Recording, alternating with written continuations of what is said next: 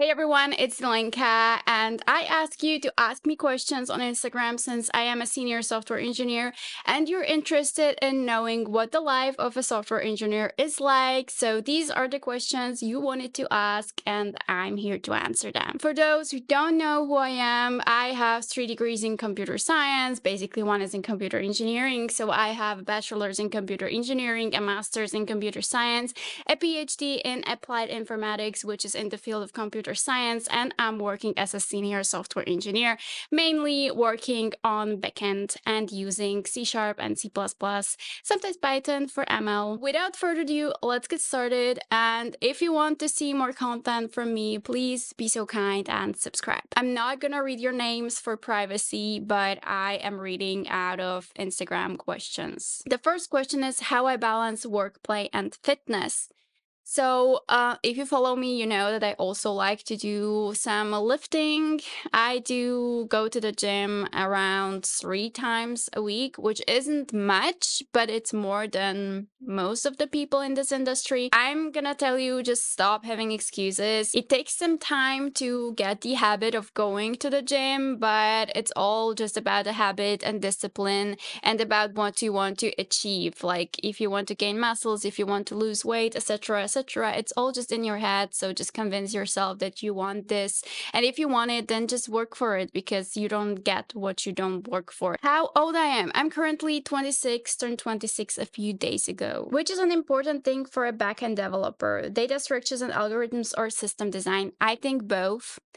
At my work, I have to do a lot with algorithms and data structures, but at the same time, I am creating the software, so I have to think about the architecture, about the design. So both are important and they go hand in hand, especially if you're working in smaller companies where you have a bit more responsibility and where you are the one who's creating the software mostly. But overall, if you want to be a good software engineer, you should know DSA, algorithms, and you should also know how to design software. What is your favorite project that you had done in your journey? I definitely want to choose my dissertation. I think my most favorite project was anything having to do with computer vision. We had a lot of projects at university around computer vision, around detecting objects and detecting, for example, melanoma or just things in CT scans, etc. So that was pretty fun. And also, I really liked game development. So when I did my own space shooter game in Unity, I really liked that. So those are just like projects I like to look back at. What is your day routine? I do have a lot of videos of day in the life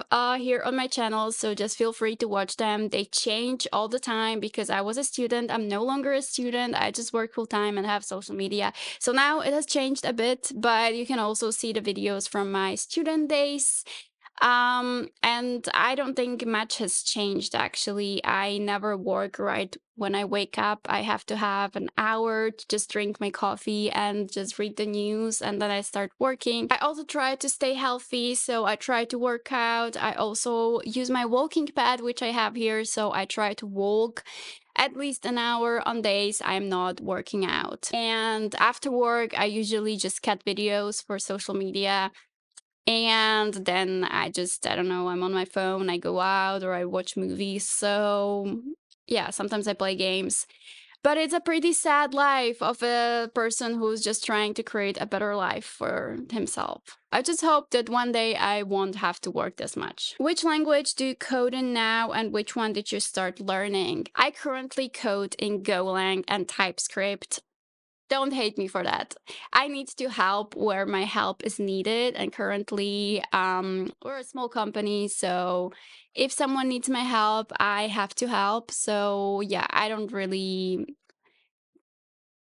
if you know me, you know that I hate web development, but it is what it is. So currently it's TypeScript and Golang, but I would love to get back to C# and C++. And which one did you start learning? Well, since I have to work with new languages because I didn't know TypeScript nor Golang, so I'm kind of like learning these two because I have to. I don't mind Golang, but I'm really just not a web dev person. What would you want your profession to be if you weren't a software engineer?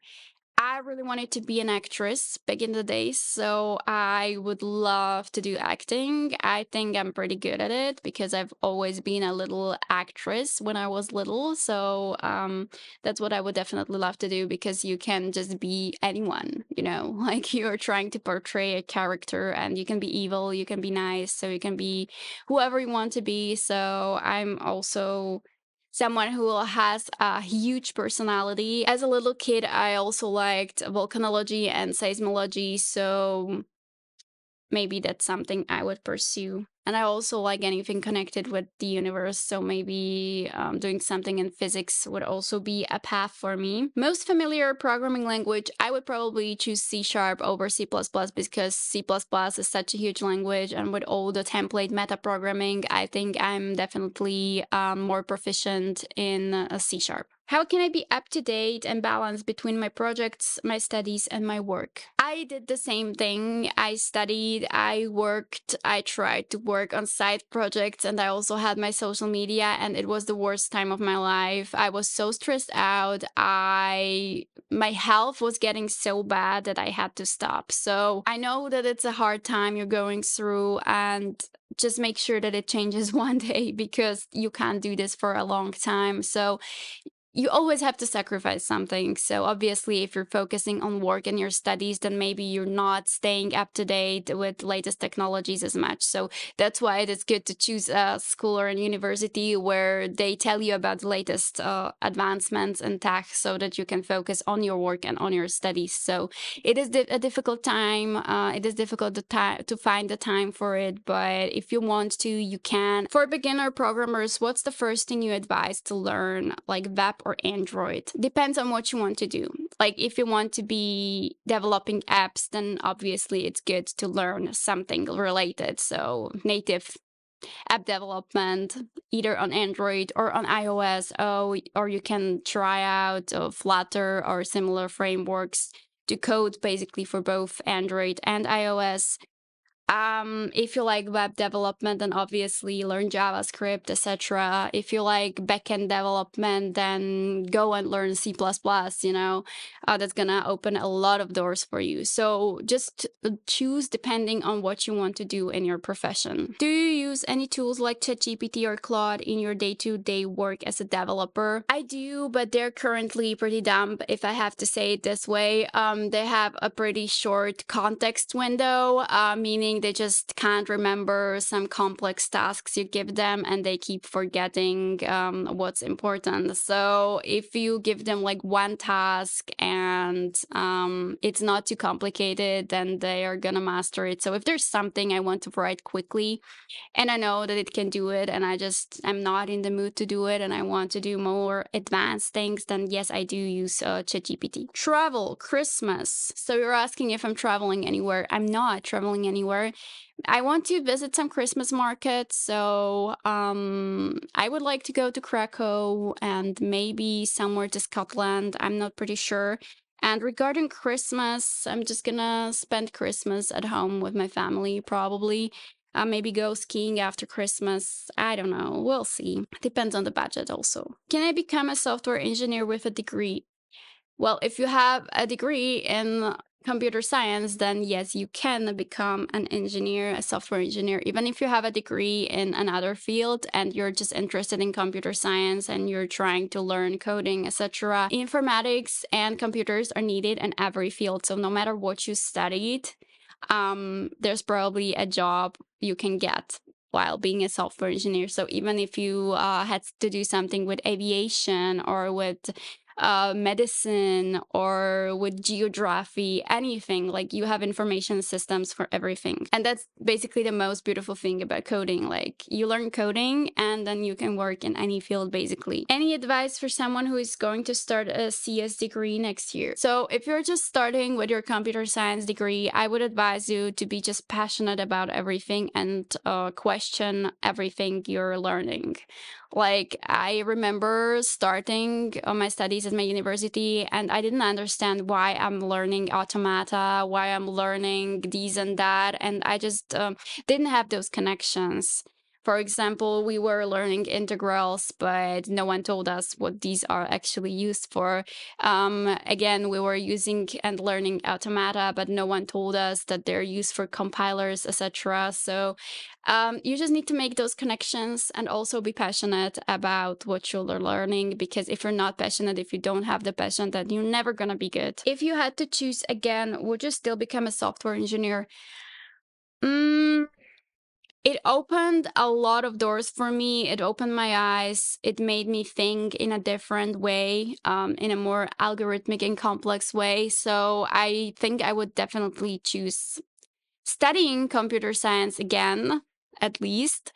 The times are hard for software engineers. There's a lot of layoffs, but if you're good and if you're trying to stay on top, then you're always gonna find a job. But you just have to keep up with the new technology coming. How are you and how's your health now? And don't let any negative comments get to you. Thank you for worrying about me. I try not to get influenced by negative comments, because over the years, over the 10 plus years I'm doing social media, I think that I've gotten a lot of hate comments already. When it comes to my health has been pretty bad after I finished my PhD studies. Basically, during the time of my PhD studies, that was the worst time of my life regarding my health. I'm also taking heart medication against tachycardia, so yeah, I'm feeling much better now, because before I was just like, my heart was racing, I was sweating, I was stressed out constantly, and I didn't know why. So I'm much better now, and yeah, overall I'm fine. I'm a bit burned out from work, but who isn't? How many years have you been practicing this profession? About 8 years now. What advice would you give to someone just starting programming? As I said, just be passionate. Try to connect the knowledge you're getting with where it is actually used. Any tips on how to find your first job after finishing university? Just go for it. There was one company when I was starting, I really wanted to work for it. It was like the most successful company coming from Slovakia. And I was like, it must be so hard to get into the company. But I applied and I got the job. And I was like, how come? Like, I'm not that good. Like, why did I get the job? Because I simply applied, and some people were just afraid to apply. So just don't be afraid to apply. And even if you fail a bunch of interviews, who cares? Don't be sad. It's normal. And just really look for the job you're gonna like and enjoy. Because if you're not enjoying your job, that's like the worst thing ever, because then like every day is a torture. Python learning is easy or hard? I would say it's rather easy. It's a good first language to start doing a bunch of things, and especially in the era of machine learning, you can't go wrong with Python. How to manage personal life and professional life. So what has been my issue for a long time was that I was working on something. Let's say I was fixing a bug and I just didn't make it by the end of the day. So let's say you work from 9 to 5 and you just didn't finish your work by 5. So I learned that I just need to cut it off. Of course, I can do like half an hour longer, and if I still don't fix it, I just say I'm gonna do it the next day. Because what I used to do is I used to work until the late evening, and then I was stressed out and I went to bed, and then I woke up and I had to work again. So just don't do that. Like, just have the discipline, and have the discipline to actually take breaks and work only how much you are supposed to work, because you also need your free time, you also need your rest, and everybody does. And as you get older, you're gonna start to understand even more how rest is important. What IDE do you typically use for software development? I use Visual Studio and I use Visual Studio Code, so I use these two. I used a bunch of IDs from JetBrains, but I just stick with Visual Studio and things from Microsoft because I think they're the best, the most powerful, and I'm just the most used to using them. How to get a job, been applying for a year and no offers. Yeah, the times are hard and I totally feel you. But just don't stop and keep applying, even though you're frustrated and you want to stop. there's not much you can do, and don't blame yourself for it. Try to get better and better every day. Try to get feedback from every interview or every connection you have, so that you know what you're maybe doing wrong or what you can do better, and just change it when you're applying to the next job. How do you stay positive with the haters? Haters gonna hate, but I'm always thinking about how the person must be feeling. Like, who do you have to be, and what kind of hate do you have to have within you to be able to write a hate comment to someone? A lot of times there is content I don't like, there is something maybe I'm commenting on in my head, but never ever have I actually written a comment, a hateful comment, because I just don't see the sense in it. First of all, like, it's my rage. And if you just don't like something, just don't watch it, don't follow the people, and that's like everything. Like, it's a problem in your head if you're trying to make someone feel bad, because we're all just trying to survive on social media. We're trying to have good videos, we're trying to get views, obviously, because views give us followers, and followers give us a platform we can talk on and to have a community. So I just try not to focus on haters, because there's something seriously wrong in their heads. I do reply to hate comments a lot, and the reason why is because if someone new is coming to my channel and they just open the comment section and they see a comment saying, for example, that I'm not a coder, then I'm trying to defend myself, because then that person can believe the person who is writing the comment and not actually have a look at my account. How much time did you spend per day on coding when you were just learning?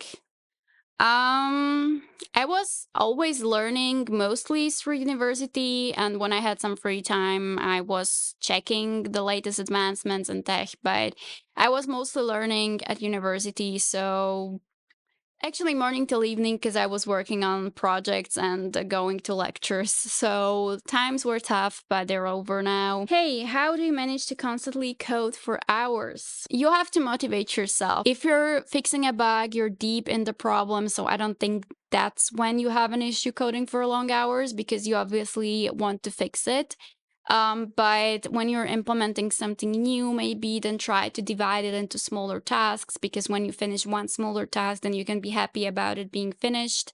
And also, I try to motivate myself by drinking something or having a snack, of course, on the healthy level. But for example, I drink coffee or I drink tea, and I'm like, okay, so when I finish this, I'm gonna drink a coffee, or I'm gonna drink tea, or I'm gonna go get lunch, etc. So I'm trying to just divide my day into smaller tasks and sections, and that's what keeps me motivated.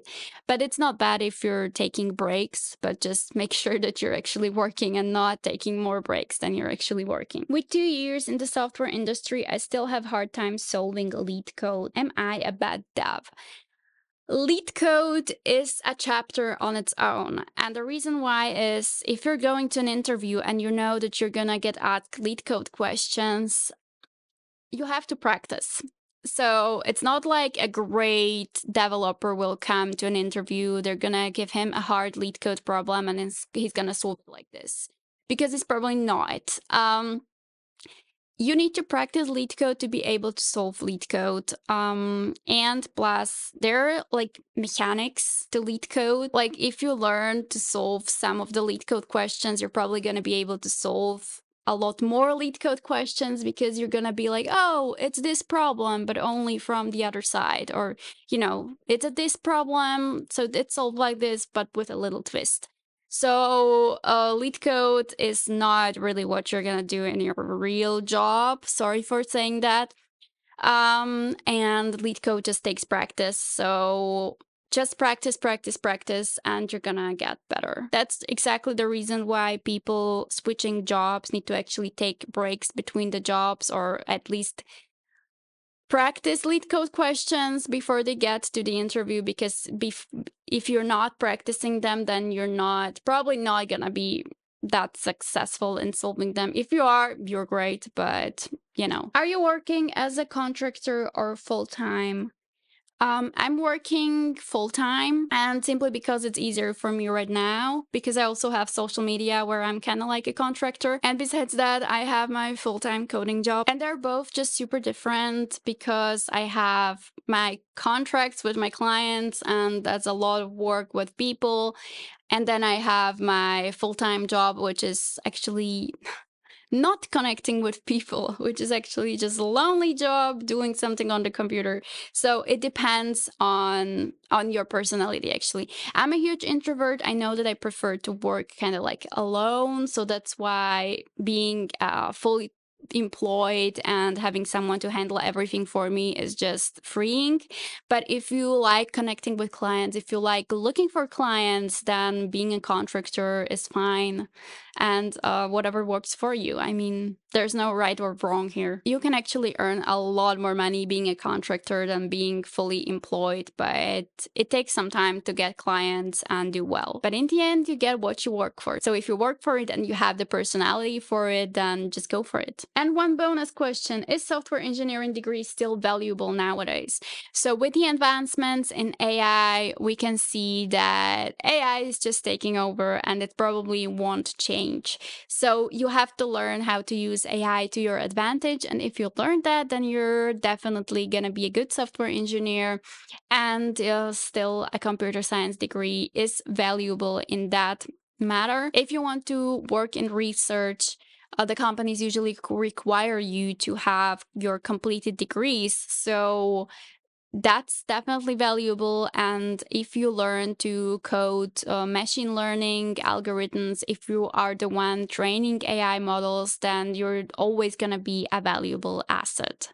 So just think about what you want to do in the future and see where that field is going and if you can compete in that. So that's it for the video. Thank you so much for watching. I hope you enjoyed, and I hope to see you next time. So please hit the subscribe button, write a comment below telling me what's good, what's bad, and I hope I'll see you next time. Bye!